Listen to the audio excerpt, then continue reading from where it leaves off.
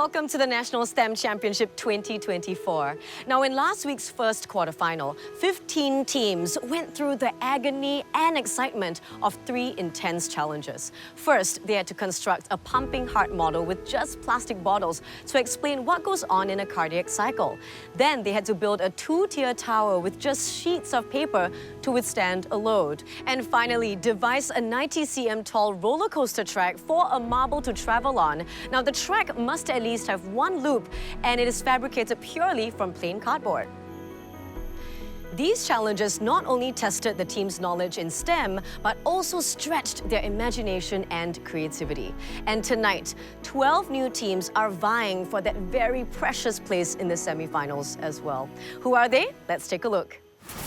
The 12 teams in today's second quarterfinal are Anderson Secondary School, Bukit Panjang Government High School, CHIJ St. Nicholas Girls' School, Chongqing High Main, Dunman Secondary School, Methodist Girls' School Secondary, NUS High School of Math and Science, Raffles Girls' School, River Valley High School, Tanjong Katong Secondary School, Temasek Junior College, and Yusof Ishak Secondary School.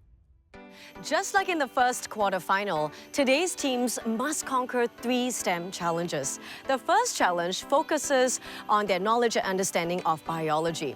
It has got to do with the lungs, central organs in our respiratory system, and how they work. So aspiring doctors out there, pay attention. Using materials provided, teams are given 15 minutes to construct 2 lung models.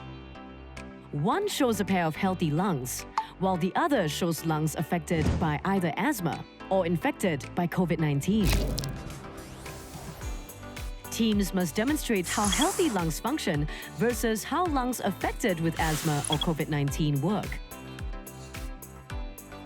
Teams had to be creative and innovative when building this lung model for the challenge. But will their breathtaking skill be enough to sway the judges? At Nanyang Polytechnic, teams were taken to the School of Engineering to find out what challenges await them. This challenge was actually to create a lung out of plastic bottles, balloons, and straws. Put this inside the balloon. We were supposed to build 2 sets of lungs. One lung model is a healthy lung, and the other one was to create a lung model of either asthma or COVID-19 affected. We chose COVID-19 because it's something that we're more familiar with. I've gotten COVID-19 3 times. I wanted to see that the students have the sound biology background and that they understand how the lung actually functions, so that they know the anatomy of the lung and what actually generates the airflow in and out of the lung. Because we used the straw to represent the windpipe and rubber bands to show how an asthmatic windpipe would be constricted, right? So we actually had to make the rubber band really, really tight such that not too much air gets in. In real life, there's only one windpipe. We used our straw as a trachea, but we couldn't split up the straw into 2 different parts. So we had to use 2 different straws and then stick them together. Welcome to this guided meditation class. First, breathe in. Hold, breathe out. Welcome to my biology lesson where I'm going to teach you about the study of lungs. So first we breathe in air through our nose and it enters the windpipe. Oh dear, I think I've contracted COVID. I can't breathe. It's so hard. Oh no! Do you know the differences between healthy and unhealthy lungs? This is our lung model. We use straws to represent our trachea, and then 2 balloons to represent the lungs. Anderson, I think they had the most understanding of what actually constitutes of a lung. They were able to label all the parts of their model correctly, and overall they had a very good presentation style. As you can see, the healthy lungs alveoli actually expands a lot more than the asthmatic patient's alveoli. As you can see, this is like the windpipe, and the balloon resembles the lungs. A lot of them put in a lot of time to prepare for the content, but some of them did not make sure that their model reflected what their content was trying to portray, or it was torn. It did not follow what they were trying to present, which was unfortunate. So originally we cut open the top and try to place a balloon on top, but a lot of our balloons snapped, so we had to use this instead. This is the broken lung evident by the lack of diaphragm, because the edges of the bottle have popped the balloon that we spray around it, so it broke. Unfortunate. And so since there's blockage at the trachea, less air enters the airways, which makes it harder for the person to breathe. And so there's the inhaler to like Shanghai, I think they just hadn't fully figured out what they actually wanted to tell us, so they probably would have benefited from having a bit of extra time to really dive more into the subject. The viruses here will attack the lung, the air sacs, then there will be a hole. So the holes are in the air sac but not in the lung? No. We didn't really understand the concepts in the question, so we didn't really know how to explain. They're a bit confused between the air sacs, the alveolus, and the lung, in which the alveolus should form the lung, but they said the alveolus were inside the lung, so it's a bit confusing on that point. Over here, that there's like holes in the lungs. We believe that when COVID-19 infects the lungs, that's when it happens, like there's like a lot of holes. If there's a hole in the balloon, then there's no way for it to inflate, right? Because there's like a leak. So they actually thought that being infected with COVID causes holes inside the lung. If there's a hole in the lung, you probably cannot survive. This balloon is actually very, very, very small in size. So it will actually be in a lot of different sacs, and altogether they would form one lung. In order to make this diagram easier to illustrate out, we've decided to expand on just one tiny alveoli into this balloon right here. Instead of having the balloons represent the lung, they use it to represent the alveoli. They were very confident in the way they explained, and it made sense. So it was non-conventional, but it's a very unique and creative way of representing the ideas. Sensing your image right now and materializing your lung. Oh, there it is. This is your lung. Sorry, it's quite shabbily created, but it looks good enough. This is half of her lungs, and as you can see, the balloon is normally as normal structures, and its bronchi is also clear and unobstructed. So I think that is why I can breathe easily, and like I'm not having like hyperventilating, like those feelings such as hyperventilation. Yes, Sami, can I have you breathe for a minute? Ah, that is how her lungs operate. NUS High give a very clear and concise presentation, and they also incorporated some very nice and engaging skit throughout the whole thing. So we were delighted throughout the entire presentation. You mentioned for COVID-19, you start to have water in the lungs. So is that really true? the water represents like the mucus. May I retract my statement about that being mucus? It's water. It's mucus. I don't know. While a few teams took our judges' breath away, a handful came across as unsure and a bit confused. But all is not lost, as there's still time for the struggling teams to fight back and impress the judges in the upcoming challenges. Now, all this breathing business is getting too deep for me, so let's take a break for some fresh air.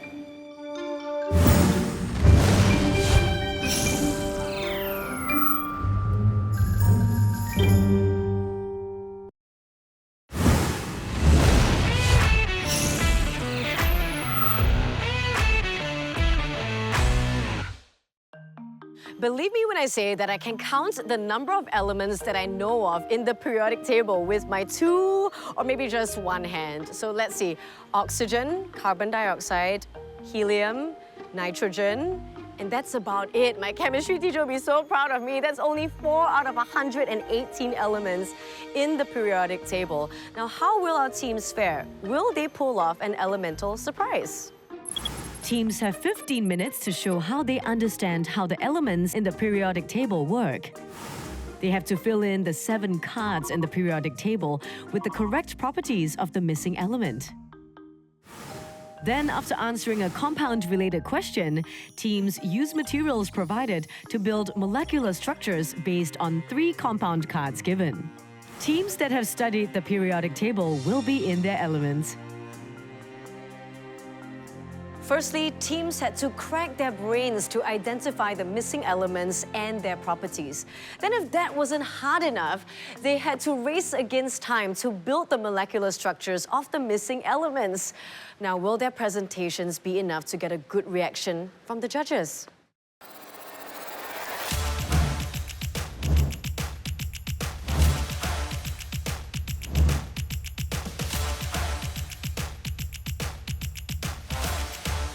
Periodic table challenge was for basically to identify certain elements that they had blocked out from the periodic table based on the properties of said element. 4 is fluorine, 5 is oxygen, 6 6 is nitrogen, 7 is silver. And there were cards with hints and clues of the elements that were missing. For respiration, this is oxygen. You could actually get by it with just memory, but aside from that, they added another section where they gave us random compounds. Our job was to recreate an exact model using toothpick and 3 different colored clay. Which one is nitrogen?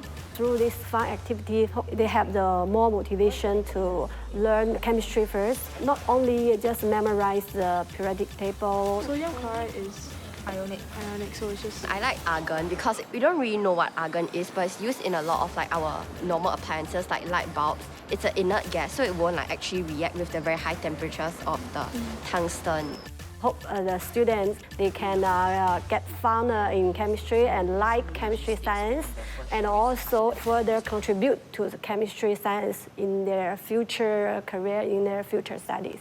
There are 118 elements in the periodic table, and my chemistry teacher expects me to memorize all of them.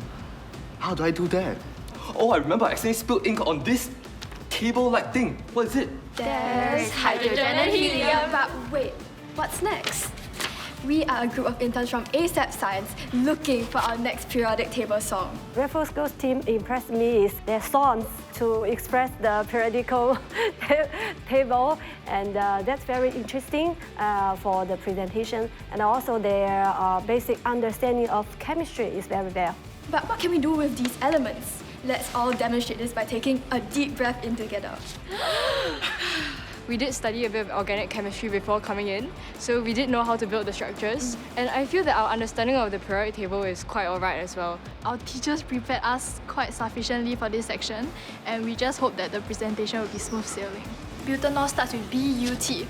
So from BUT, we can conclude that there is actually 4 carbon atoms within both molecules. River Valley High School have the most extensive knowledge in terms of chemistry, and they present very well. Also, the only team to build the 3D model. Based on the melting point, how can you detect which element it is? Because of periodic trends, right? So as the period number goes down, goes up. I said it wrongly. The judges asked us a question we didn't really expect they would ask us.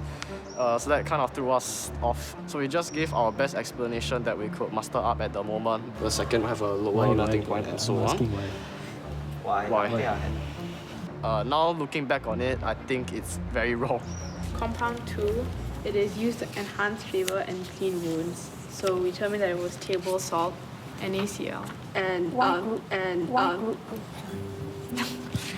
Part of the judges looked quite shocked about our answer when we presented it, because I think it was out of our expectation.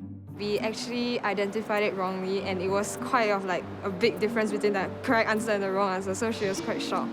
So can you clean wounds using sodium chloride? When you add it to your wound, it will aggravate the... That's torture, right? There's a reason also why we use different size of dough. The smaller the molecular mass, the smaller the ball of dough represents. Ethanol is used in wines, beers, and other alcoholic beverages. It is also commonly used in disinfectants, which is used to clean your wounds. We feel that we were able to actually convey all the content that we wanted to bring across. Oh, so it's hand sanitized alcohol and the alcoholic beverage alcohol is the same compound, ethanol. Their passion in presentation impressed me a lot. And also their basic knowledge is very sound. Being able to present these concepts really allowed us to show our expertise in this field of chemistry.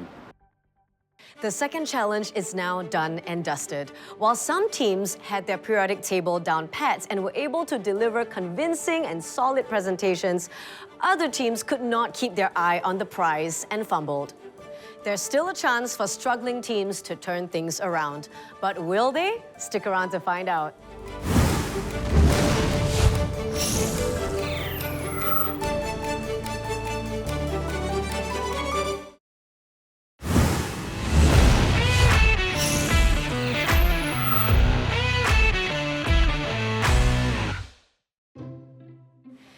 It is time for the third and final challenge, Titan's Girder. Sounds intimidating? Well, it's really not all that bad. Teams just need immense ingenuity, a vast amount of imagination, great teamwork, and massive nerves of steel. Using just 2 sheets of A4 paper, teams have 15 minutes to build a beam and test how much weight it can hold. The beam must be a minimum of 400 mm by 30 mm and must span 300 mm across 2 support structures. Weights will be placed on the beam to test its strength. And just how much weight can the beam withstand before failing?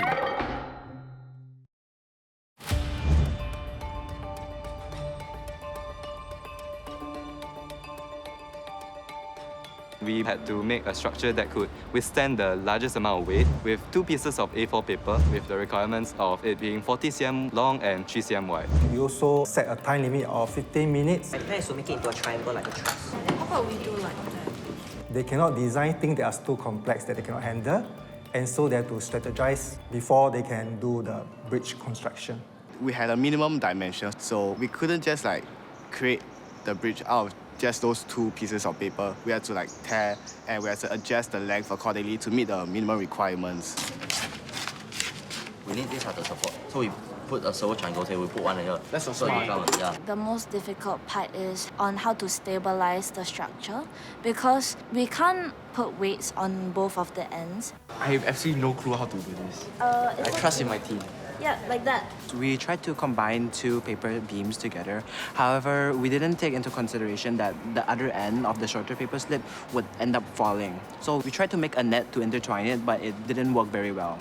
If the paper isn't folded correctly, it will fold immediately when the weight is put on it. And also because of the time restriction, we didn't have time to be meticulous with making the structure.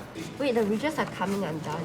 We wanted initially to make a spring effect, but I don't think it will work because it's paper. So we just fold it multiple times to make it like thicker. And we were only given 2 pieces of paper. So it was like a one-shot thing and we couldn't even do trial or error to like check whether it was correct or wrong.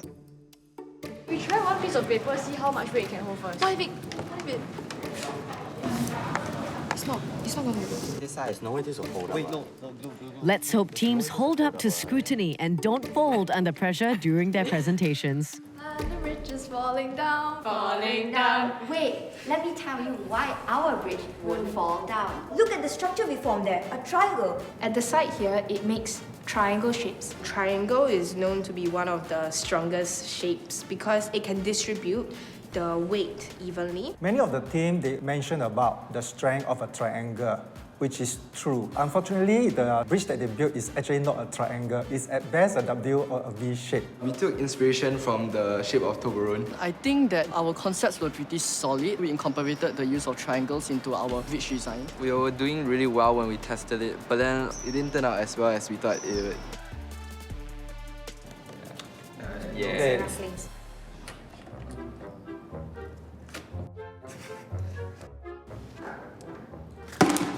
My hand's shaking. Calm down, it's okay.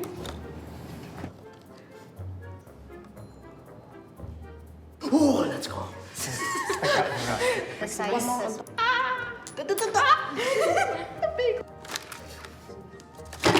We felt that our presentation could have been better because although it was very engaging, we felt that our product wasn't as good as we thought it would.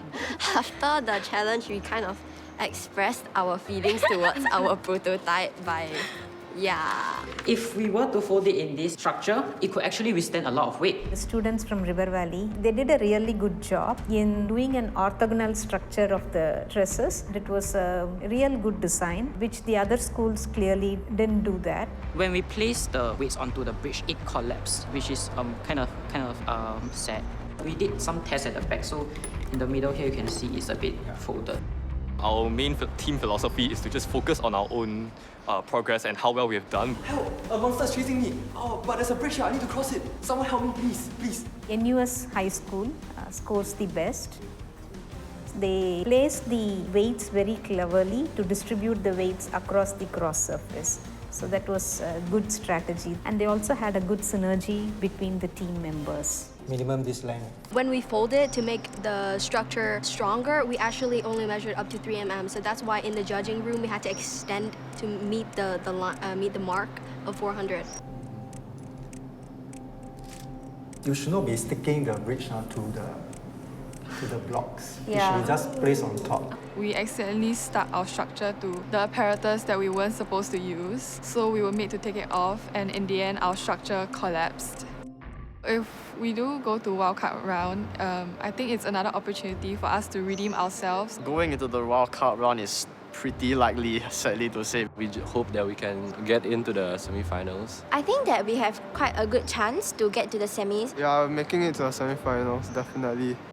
A total of 27 teams participated in the quarterfinals. Of these, only 12 teams will make it directly to the semi-finals. As for the other 15 teams which didn't make it, they will be given a second chance to redeem themselves in the wildcard round. They knew their concepts very well, which is the rubrics of this whole challenge. They weren't able to actually model the cardiac cycle at all. The design was elegant, symmetrical, well rationally explained. Their marble run did not work, and they had problems, I think, articulating why and answering our question.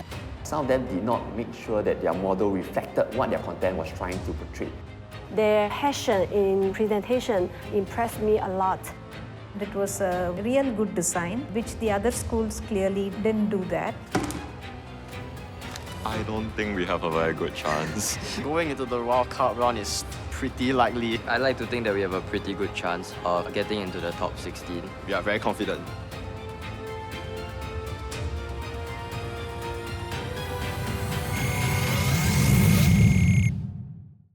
Do you guys know why you're here today? We are here to announce the results for quarterfinals.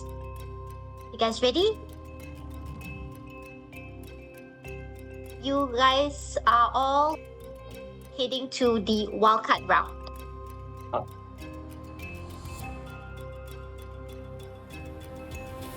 I'm kidding, all of you are semi-finalists. Congratulations! Yay!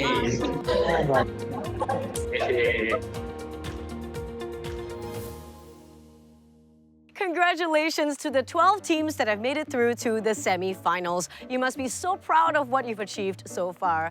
Now, let me remind you that last year's champions, ACS Independent, won their spots in the grand finals through the wildcard round. So who's to say that this year's winners might come from next week's episode? To find out, stay tuned to the National STEM Championship 2024.